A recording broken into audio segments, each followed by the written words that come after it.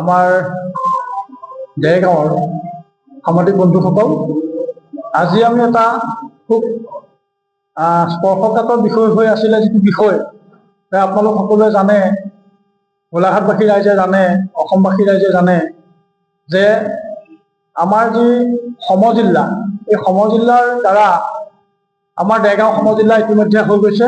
কিন্তু আমি খুমটাই সমষ্টিৰ অন্তৰ্গত আমাৰ তিনিটা পঞ্চায়ত, পূব মিছামৰা, মধ্য মিছামৰা, পশ্চিম মিছামৰা, এই পঞ্চায়ত কেইটা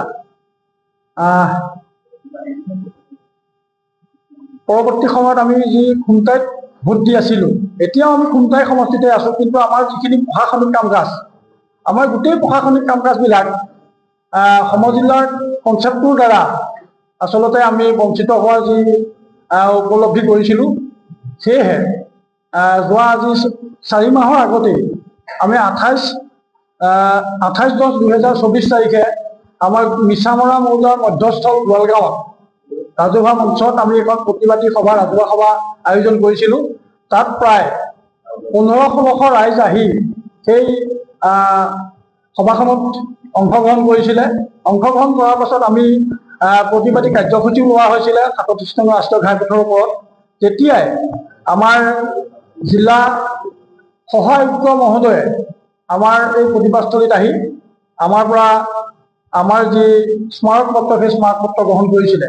তেতিয়াই আমি আচলতে সংকল্প লৈছিলোঁ সমূহ ৰাইজে যে আমি অসমৰ মাননীয় মুখ্যমন্ত্ৰী ডাঙৰীয়াক আমি এই বিষয়ে অৱগত কৰিবৰ হ'লে আমি তেখেতৰ সাক্ষাৎ কৰিব লাগিব।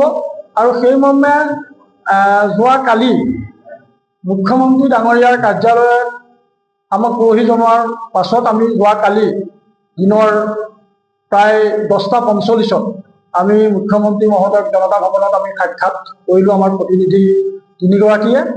আৰু সেই সাক্ষাৎকালত আপোনালোকে জানি সন্তোষ পাব, আৰু আমাৰো আচলতে মিছামৰাবাসী হিচাপে আমি গৌৰৱান্বিত হৈছোঁ যে মুখ্যমন্ত্ৰী ডাঙৰীয়াই আমাক যি আশ্বাস দিছে, তেখেতৰ আশ্বাসৰ দ্বাৰা আচলতে আজি আমি সমগ্ৰ মিছামৰাবাসী ৰাইজ আচলতে আমি সন্তোষ পাইছোঁ। এইকাৰণেই তেখেতে কৈছে যে মোৰ দেৰগাঁৱত যথেষ্টখিনি কাম কৰিবলগীয়া আছে, আৰু আপোনালোকৰ অসুবিধা হোৱাৰ কাম কোনো আমি নকৰোঁ। যদি কিবা ভুল হৈ গৈছিলে সেই ভুল আমি শুধৰণি কৰিবলৈ চেষ্টা কৰিম। আমি আচলতে আশ্বস্ত হৈছোঁ। সেইকাৰণে মুখ্যমন্ত্ৰী ডাঙৰীয়াক আমি সমগ্ৰ মিছামৰাবাসী ৰাইজ আৰু গোলাঘাটবাসী ৰাইজ হৈ তেখেতক কৃতজ্ঞতা আৰু ধন্যবাদ জ্ঞাপন কৰিছোঁ।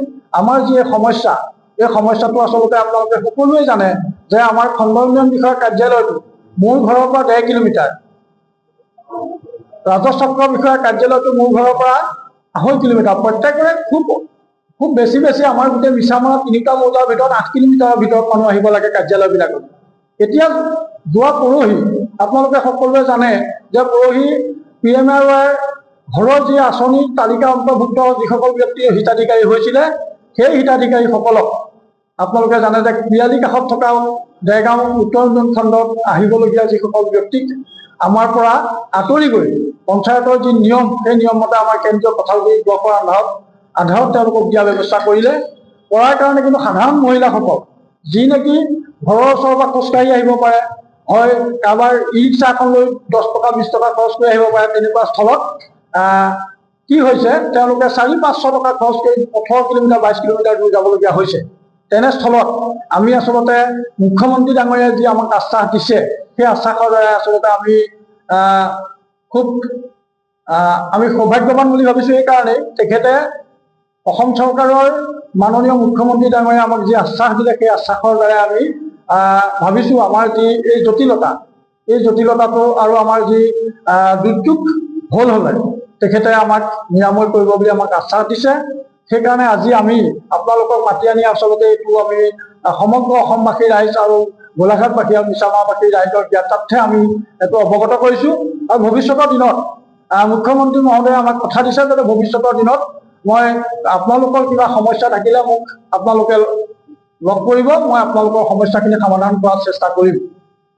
সেয়েহে আমি আজি আপোনালোকক মাতি এই সাংবাদিক মেলৰ জৰিয়তে আমি কথাখিনি অৱগত কৰিলোঁ। আৰু আমাৰ এই যি প্ৰশাসনিক এলেকা পৰিৱৰ্তন বিৰোধী দাবী সমিতি, এই দাবী সমিতি আমাৰ মাননীয় সভাপতি মহোদয় আছে, আৰু আমাৰ জ্যেষ্ঠ দাস ডাঙৰীয়া নয়ন দাস ডাঙৰীয়া আছে, আৰু আমাৰ লগত ওতঃপ্ৰোতভাৱে জড়িত, সেই সংগ্ৰামখনত জড়িত আমাৰ লগত দিহা পৰামৰ্শ দিয়া আমাৰ গোপাল কৃষ্ণ খাম ডাঙৰীয়া আছে। আমাৰ লগত আৰু আমাৰ জ্যেষ্ঠ কনিষ্ঠ কেইবাগৰাকী আমাৰ সহযোগী আছে। আপোনালোকে সকলোৱে যাতে এই বস্তুটো আমাৰ ৰাইজৰ মাজত কিদৰে প্ৰচাৰ হ'ব পাৰি, আমাক ৰাইজে বিভ্ৰান্তিত ৰাখিছিলে, সেইকাৰণে আমি সমূহ ৰাইজক অনুৰোধ জনাইছোঁ, আপোনালোকে কোনো বিভ্ৰান্তিত নগৈ আমি যোৱাকালি যি মুখ্যমন্ত্ৰী ডাঙৰীয়াৰ যি আশ্বাস পালোঁ, সেই আশ্বাসৰ বিনিময়ত আমি যে এদিন এই সুফল পাম, সেই সুফলত আমি তাৰ ফল খাবলৈ পাম, সেইটো কাৰণে আমি আচলতে খুব আনন্দিত হৈছোঁ।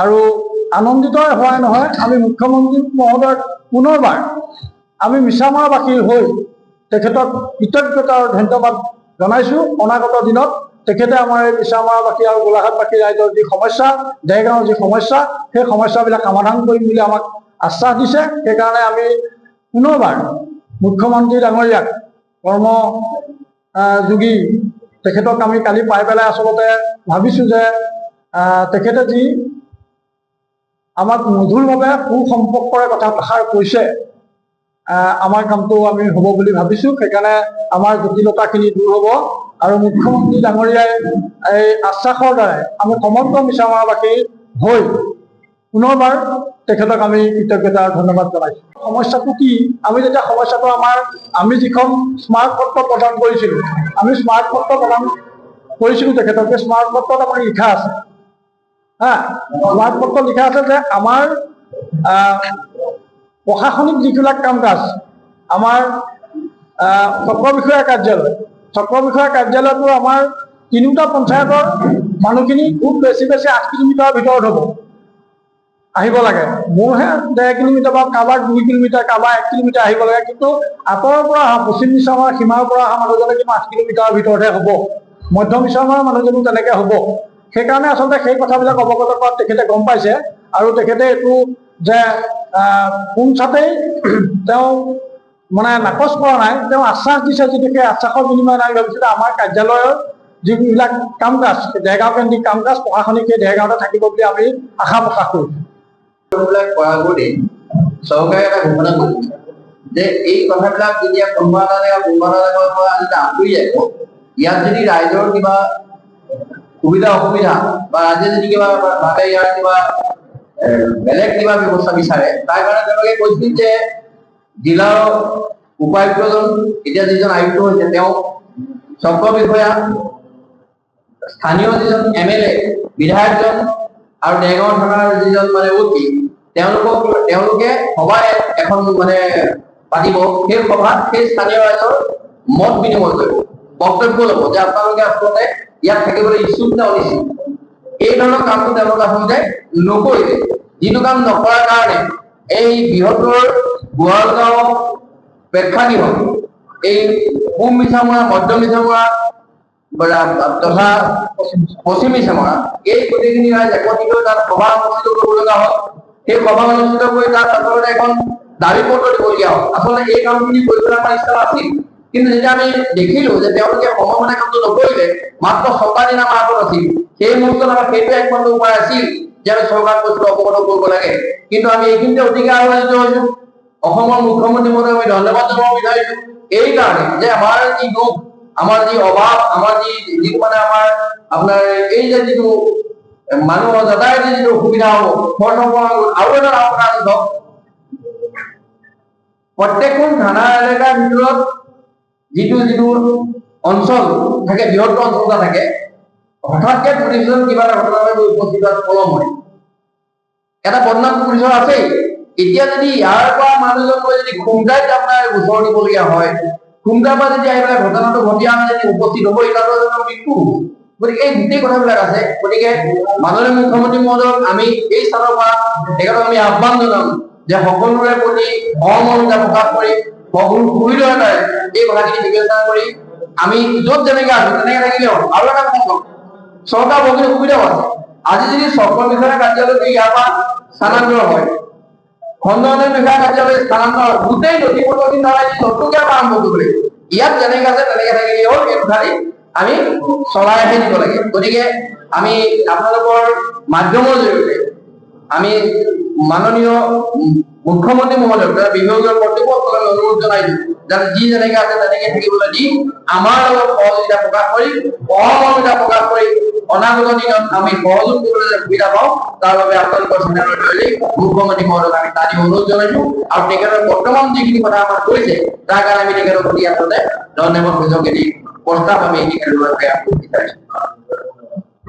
মৰমৰ সাংবাদিক বন্ধুসকল, ইতিমধ্যে আপোনালোকে গম পাইছে যে যোৱা আমাৰ 28/9/2024 তাৰিখে আমাৰ গোৱাল গাঁৱৰ প্ৰেক্ষাগৃহত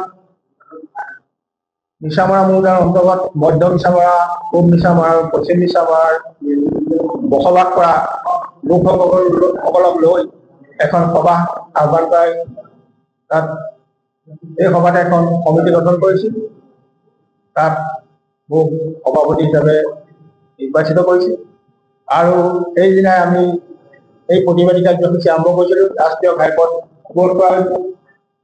তাৰপিছত আমাৰ দ্বিতীয় কাৰ্যসূচী মতে যিহেতু আমাৰ এই তিনিখন পঞ্চায়তৰ যিসকল লোক বসবাস কৰি আছে তেওঁলোকে প্ৰশাসনীয় সেৱা আমাৰ দেৰগাঁও ৰাজহ চক্ৰ বিষয়া কাৰ্যালয়, দেৰগাঁও আৰক্ষী চকী আৰু উত্তৰ উদ্যান খণ্ডৰ পৰা লাভ কৰি আহিছে। কিন্তু অসমত ইতিমধ্যেই 33খন সমজিলা হৈ গৈছে। আমাৰ খুমটাই সমষ্টি এতিয়াও সমজিলা হোৱা নাই। যি কি নহওক, আজি আমাৰ বছৰ বছৰ ধৰি এই তিনিখন পঞ্চায়তৰ ৰাইজে যিহেতু আমাৰ দেৰগাঁৱৰ ৰাজহ চক্ৰৰ ভিতৰত অন্তৰ্ভুক্ত হৈ এই সেৱাখিনি লাভ কৰাৰ পিছত যদি আমাৰ ৰাইজ বঞ্চিত হ'বলগীয়া হয়, গতিকে আমাৰ এই তিনিখন পঞ্চায়তৰ ৰাইজ যথেষ্ট অসুবিধাৰ সন্মুখীন হ'ব। বিশেষকৈ এটা কথা মই ক'ব বিচাৰিছো যে আমাৰ দেৰগাঁও যিখন কমলদৰা মহাবিদ্যালয় আছে, এই বিদ্যালয়ত আমাৰ এই তিনিখন পঞ্চায়তৰ ছাত্ৰ ছাত্ৰীসকলে তাত অধ্যয়ন কৰি আছে। যিকোনো সময়ত যদি ইনকাম চাৰ্টিফিকেট এখন উলিয়াবলগীয়া হয়, আধা ঘণ্টাত আচলতে আমাৰ ছাত্ৰ ছাত্ৰীসকলে ইনকাম চাৰ্টিফিকেট উলিয়াবলৈ সুবিধা হয়। কিন্তু কিবা কাৰণত যদি খুমটাই সমষ্টি সমজিলা হয় আৰু এই সমজিলাৰ সদৰ কাৰ্যালয় যদি আমাৰ এই অঞ্চলৰ পৰা উঠি গৈ অন্য ঠাইত স্থাপন হয়, তেতিয়া আমাৰ ছাত্ৰ ছাত্ৰীসকলে যথেষ্ট অসুবিধাৰ সন্মুখীন হ'ব। গতিকে আমি ইয়াত পিছতে আমি গণস্বাক্ষৰতা অভিযান চলাইছিলোঁ আমাৰ তিনিখন পঞ্চায়তত আৰু সেই গণস্বাক্ষৰ আমি ইতিমধ্যে আমি গ্ৰহণ কৰিছোঁ ৰাইজৰ পৰা। আৰু আমাৰ তৃতীয় কাৰ্যসূচী মতে যোৱা 19/3/2025 তাৰিখে আমাৰ মাননীয় মুখ্যমন্ত্ৰী মহোদয়ে আমাক লগ কৰাৰ এটা সুবিধা দিছিল, কিন্তু সেইদিনা তেখেতৰ বিশেষ অসুবিধাৰ কাৰণে আমাৰ 20 মাৰ্চ 2025 তাৰিখে দিনৰ 10:30 বজাত জনতা ভৱনত আমাক তেখেতে সাক্ষাৎ কৰিবলৈ সুবিধা দিলে। আমি আমাৰ সম্পাদক ৰিপুণ মহন্ত আৰু আমাৰ মাননীয় সদস্য নৰেন্দ্ৰ দাস ডাঙৰীয়াৰ সৈতে আমি তিনিগৰাকী লোকে জনতা ভৱনত মাননীয় মুখ্যমন্ত্ৰী মহোদয়ক আমি সাক্ষাৎ কৰোঁ আৰু লগতে আমাৰ এই স্মাৰক পত্ৰ তেখেতক প্ৰদান কৰিছোঁ।